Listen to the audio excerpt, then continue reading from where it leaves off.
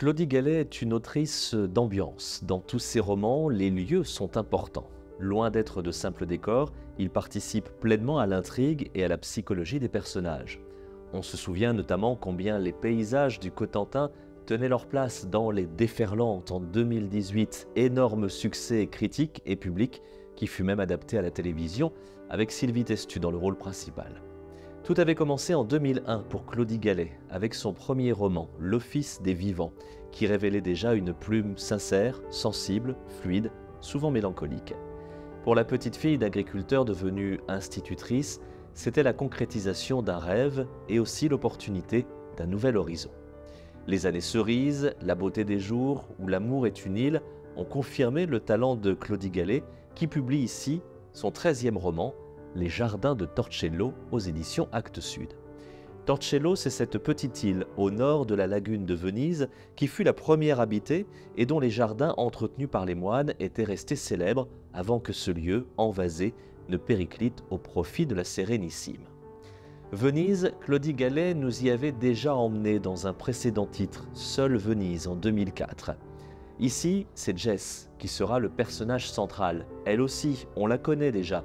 Elle était l'une des ados d'Avant l'été, parue en 2021, mais je vous le précise tout de suite, on ne peut pas vraiment considérer ce nouveau livre comme une suite, c'est bien un nouveau roman que nous propose l'autrice.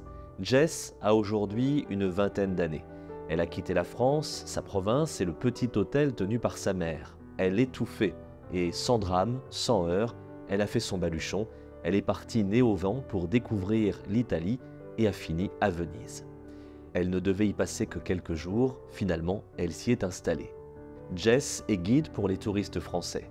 Mais la belle maison où elle était hébergée en contrepartie de quelques menus services doit être vendue et Jess de se retrouver donc sur l'île de Torcello où un avocat brillant, Maxence, l'accueille contre quelques services. Un peu de secrétariat, un peu de cuisine, nourrir le chat et éventuellement un peu de ménage, même si c'est plus compliqué pour Jess qui ne voulait justement pas faire l'entretien des chambres de l'hôtel familial.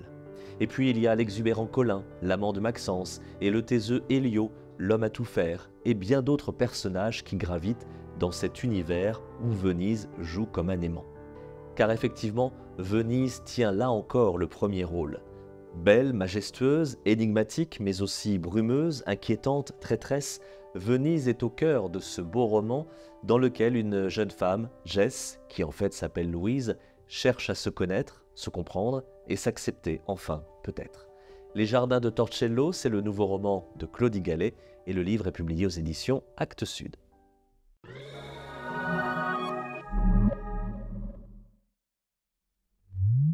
Bonjour Claudie Gallet. Bonjour. Merci d'avoir accepté notre invitation. Les jardins de Torcello, c'est votre actualité, c'est aux éditions Actes Sud. C'est déjà un joli parcours que vous avez en littérature. Il y a deux Claudie Gallet, il y a la femme auteure que l'on connaît aujourd'hui, et puis il y a aussi l'institutrice.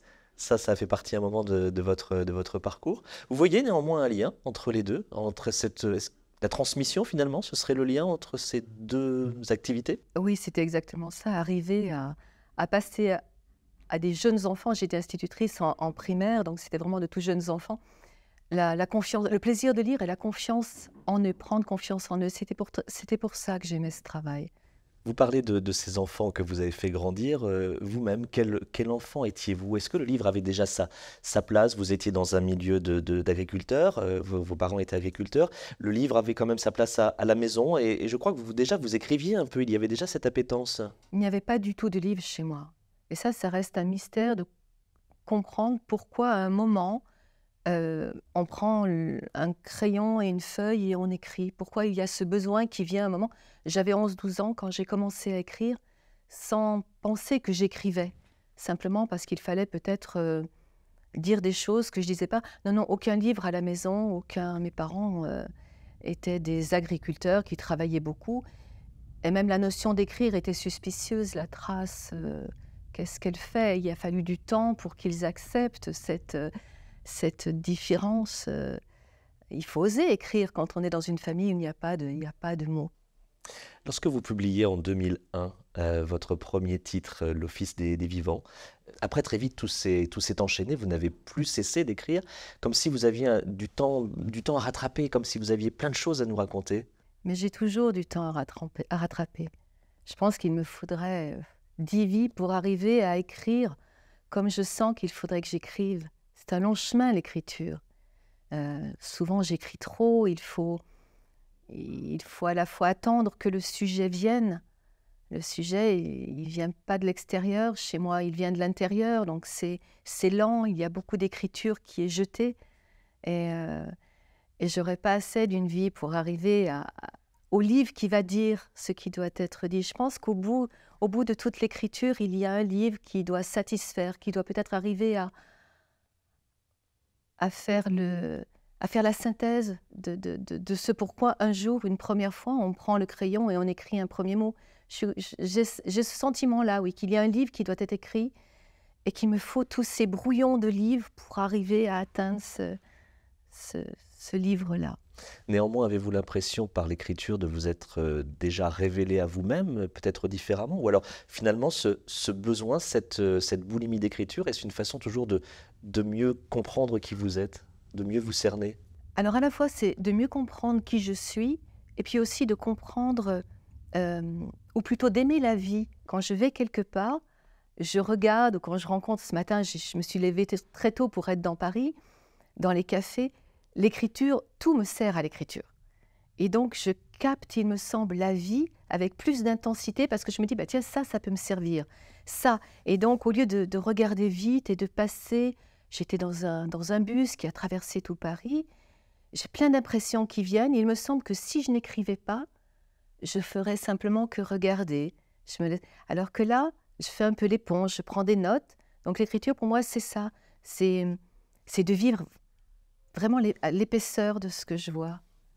Et c'est ce que les lecteurs apprécient d'ailleurs dans votre écriture, parce que c'est une écriture qui prend le temps, c'est une écriture posée, fluide, pleine de sensibilité, parfois teintée d'une douce mélancolie. Vous me direz si vous êtes d'accord avec cette définition.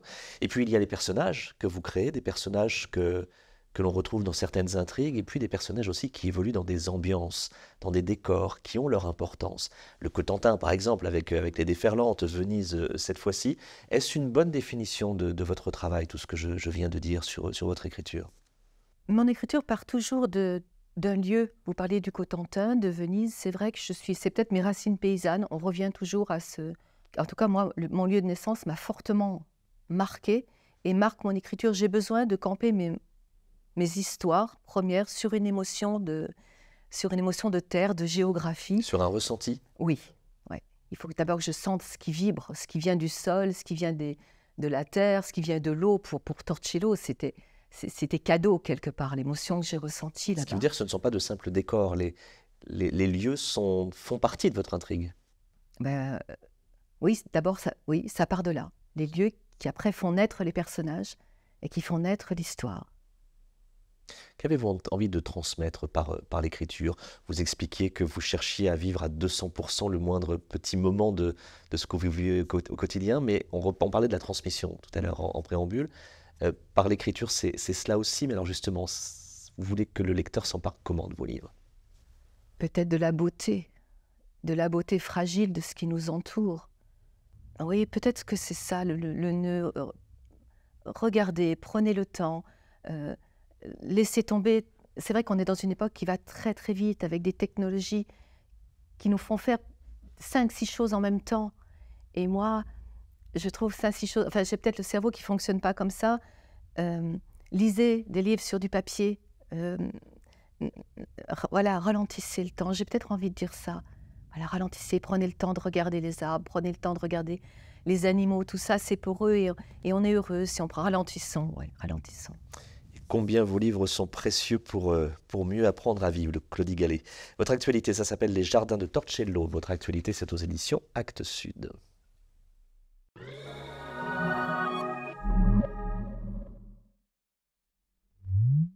Quelle est belle cette couverture que vous avez choisie avec votre éditeur Claudie Gallet pour les jardins de Torcello. Votre actualité, c'est Venise qui est dans la brume et puis ce titre, les jardins de Torcello. Je fais juste un petit cours de géographie. Nous sommes au nord de la lagune de Venise et Torcello a été l'une des premières îles habitées de cet espace avant que la nature fasse que les habitants préfèrent aller vers Venise et la Sérénissime. On va reparler de tout cela. C'est pas la première fois que vous nous emmenez à Venise, hein. Il y avait déjà eu Seule Venise. Et puis on va retrouver un personnage, Jess, qu'on appellera aussi Louise. Cette jeune fille, on l'avait déjà rencontrée dans un précédent titre, c'était avant l'été. Mais je le précise, il ne s'agit pas d'une suite. Mais c'est intéressant pour ceux qui suivent votre parcours d'autrice de voir que ce personnage, on le retrouve ici. Alors, Torcello, les jardins de Torcello. Pourquoi avez-vous eu envie de nous ramener à Venise? Pour montrer Venise avec un autre regard, c'est-à-dire de cette île première, de cette île très sauvage, très entourée d'eau, ça ne veut pas dire grand-chose, mais rongée par l'eau. On sent quand on est sur Torcello que l'eau est là, présente, et quand on peut y passer du temps, comme mes personnages que j'ai fait naître dans le texte, on a une vision de Venise différente. On voit Venise avec du recul, et je trouvais que c'était intéressant de... Avec Seule Venise, j'étais à l'intérieur de Venise. Et là, il y a ce